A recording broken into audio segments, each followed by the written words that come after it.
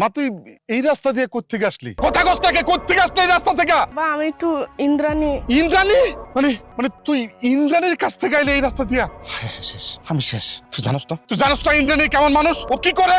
আব্বা তোমরা শুধু শুধু গ্রামের মধ্যে একটা গুজব ছড়াইতেছো। আমি এই মানুষটার সাথে এতক্ষণ কথা বলে আসলাম, আমার তো একটাবারের জন্য মনে হয় না এই মানুষটা খারাপ। কোনো দিক থেকে মনে হয় না এই মানুষটার মন মানসিকতা এমন যে গ্রামের মানুষের শুধু শুধু ক্ষতি করব। দেখো আব্বা, সে হয়তো কোনো একটা পরিস্থিতির শিকার, আর নয়তো তার সাথে কেউ এমন খারাপ করছে যার জন্য সে প্রতিশোধ নিছে। আমি বুঝছি, আমার সব বোঝা হয়ে গেছে। আমার মাইয়ারে ওই ইন্দ্রাণী ব্রেন ওয়াশ করছে, ওর মাথা নষ্ট করে ফেলছে।